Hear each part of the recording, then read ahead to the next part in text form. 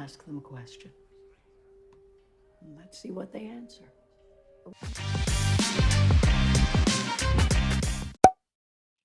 I've been saying since the first episode of this season that the pace has really picked up compared to the first two, and boy does episode 3 deliver on that. Now, if you haven't seen this episode, I'm going to do some spoiler-free talk first and give you a warning before we get to, that ending. But episode 3 does move the plot along nicely. Boyd is looking for recruits for his plan. Jade, Kenny and some of the others go off on an adventure to the cabin to collect the rest of the food, which does feel like a bit of a side story, and I'm going to get into that. But it's really Fatima and Tabitha who get the real standout moments in episode 3. Since meeting Victor's dad, if that is his dad, I'm still not too sure about that by the way, she's been investigating the links between Victor's past, his mother, the painting and the town, and boy does her story really take a twist this week. So let's get into it. As always, I'm Al, this is the Geek in Review, and if you haven't done it already, subscribe to the channel and leave a like on the video as well. We got a lot of views on the last video, but about 97% of you aren't subscribed, so just give it a quick click and I won't have to mention it as always. So episode 2 left us with a cliffhanger of an ending, with Jim getting a phone call from his dead son Thomas, and episode 3 picks up exactly where episode 2 left off. Thomas taunts his dad, and this is just another part of whatever the force is tormenting the town's people. And they're really leaning into this fact this season that the people in the town are being psychologically tortured. From the creatures to the visions to, well, everything really pointing to the fact that something feeds off the torment and pain of people in this town. So the townspeople are beginning to feel the sort of toll on this. Victor is still mapping the distance between the trees and the town, which is something we haven't seen him do for a while. But remember, this was always how he was introduced in season 1 as well. As I mentioned at the start of the video, Boyd still wants to capture one of the creatures, and Ellis isn't so keen.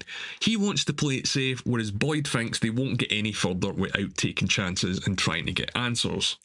Donna is equally sceptical, but Boyd wants answers about, well, everything. And we don't know what happens after sunrise if you keep a creature out, but we know from season 2 that the creatures are human-like, at least on the inside. Also, can a talisman keep a creature in a house if they're lured in? Because that kind of seems to be Boyd's plan here. Everyone is against them, even the vision of Father Catry, which kind of makes you think that Boyd isn't going to get the answers that he wants, even if he does manage to capture one of these creatures. Now, a character we haven't seen much of this season is Sarah. Victor goes to visit her asking for help, and he's carrying an old suitcase and tells her he wants to tell her a story. So will this be more memories of Victor's time in the town? Because he certainly has seemed freaked out over the first 2 episodes, how he reacted to the animal slaughter, and then the next day with Ethan. There's something definitely up with Victor, or Victor definitely knows that something is up. Now, one thing that I didn't pick up on in my last review but was pointed out to me in the comments below was that Fatima had trouble crossing the thresholds of Colony House. Now, this might mean that her baby is one of the creatures or will turn into one, and this episode kind of supports this theory as well. Because in episode 3, she evenly jokingly comments about how different her baby is, and you can see how worried that she is as well. After not being able to eat in the house, she goes outside again to munch on rotten vegetables as Tilly looks on. So you sort of guess that her secret's out, or is it? Because Tilly has kind of been kept back this season as well, and I've got a few theories about her, so subscribe to the channel so you make sure that you don't miss them.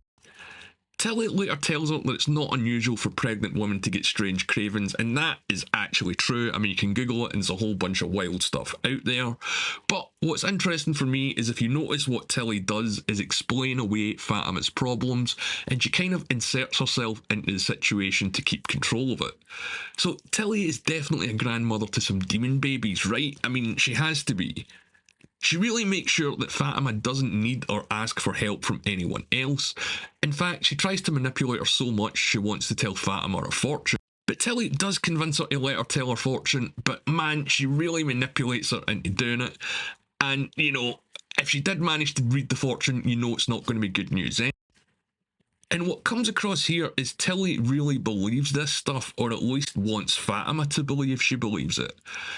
As she's about to start, a crow breaks the window, terrorising the people inside Colony House before dropping dead. So something in this town wants this baby to be born. And yeah, they want to sort of hide the truth of what's going on, at least for the moment, because like I said, I've never really found Fatima or Ellis that interesting, and I'm glad that they're doing something with them this season. But where it's going to go, we're going to have to wait and see. Tilly is definitely linked to those children's and the visions that Tabitha had last season. I mean, the way she talks about her grandkids, come on. Look, I've got a few theories on Tilly. I'd like to hear your guys' theories about her below. So comment, or you can reach out to me on Twitter at The Geeks Reviews. The rest of the episode, like I say, is mostly a side story with a team from the town going out to the cabins that Jim and Kenny found. They still need to bring the food that's there back to the town, and the gang start to confront Jade about his behaviour and his attitude since he's arrived. He wanders off and after an argument finds some strange red boulders, and as soon as he touches one, he sees a man dressed in old style clothes stuck to a tree with a knife through his eye. So this isn't the first time Jade has seen these sort of time hallucinations, is what I'm going to call them, but they haven't yet connected to anything else in the story. After he snaps out of it, he wants to go back to the town, and Christi follows him, getting caught in a bear trap in the process. So she's trapped, unable to move. They're out in the open and night is coming. Jade decides to break apart parts of the scarecrow to use them to free Christi, which works, but he does see visions again, and it's the same guy drinking from a skull, and like I say, that's about it for that episode. They don't really link it to anything that they're setting up, or anything that we've seen before, at least that we know of so far. Back in the town, Jim decides not to tell his kids about the call from their dead sibling, which I guess is pretty good and wise decision if you ask me. But they do have a discussion about what's going on with Tabitha, and man, oh man, is it grim. From their point of view, they've got every reason to believe that she's dead, and this whole scene does get a little bit morbid. I mean, how would you handle Ethan in a situation like this? The phone rings again after the kids leave, but instead of answering it, Jim pulls it off the wall, which, if you ask me, was a pretty good move. Back in the town, Randall, who still lives on the bus and hasn't had much to do this season either, notices a bug that turns into a swarm. But as Boyd enters the bus, it disappears, so it seems to be another vision. Boyd wants his help to recruit him for his plan, and Randall, being the most aggressive of the townspeople, is surely going to be on board with this. Boyd doesn't seem to be rushing into anything, at least not yet. Now, the main story in this episode, and the one that leaves you going WTF at the end, is Tabitha. She's still with Victor's dad. Again, is it his dad? I don't know.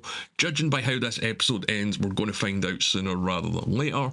But he's asking how the paintings in his basement are linked to what's going on in the town and what's happened to Tabitha. She goes over her story again and explains, or tries to explain the best that he can. While this conversation's going on in the kitchen, she looks out the window and sees a tree with bottles hanging, like the ones we've seen before outside the town. She tries to tell him how a faraway tree works, but again, it's sort of hard to get your handle around the concept of it because it's so mind-bending. But it turns out this isn't one of the original trees. This is a replica that Miranda, Victor's mother, made because she was a bit of an artist. So Tabitha decides she wants to locate the original tree, believing it might actually be a faraway tree and maybe access back to the town. While they drive to the tree's location, a tune plays in the car, and it's a song that she recognises that's her and Jim's favourite song. She also finds a copy of the bracelet that she found in the town that she lost years ago as well, but Victor's father says Miranda made this one. So seeing all of this convinced Tabitha that she might be going insane, or at the very least might be in a coma, because all of this seems to be too much of a coincidence. This results in an argument between the two and a car crash, and Tabitha wakes up on her way to the hospital in the back of an ambulance. Remember, when she got out the town, she fled the hospital and has still got a lot of explaining to do, like where is the rest of her family. And before they can arrive at the hospital, the ambulance gets stopped by a tree, in which where the episode ends. So it looks like she's on her way back into the town, and we're going to get a double family reunion of both her and Victor's families. Plus, you know, we're going to get a few new residents as well, with the hopeless guys in the ambulance that are going to be stuck in this new situation. But what an absolutely huge ending, and we're only in the third episode of season 3. So I guess you've got to ask yourself, what does this all mean? Who or what pulled them back to the town and why? I've got so many questions here, and I want to hear your guys' theories below. I've got a bunch of theory videos planned just on the back of this episode alone, so make sure you subscribe to the channel so you don't miss it. Now, you can reach out to me on Twitter at The Geeks Reviews. As I said, I really want to know what you guys think about this episode, particularly the ending and what it means. So you can follow me there, or as I said, comment below. If you made it this far in the video, leave a like, as always, and my name's Al. Thanks for watching.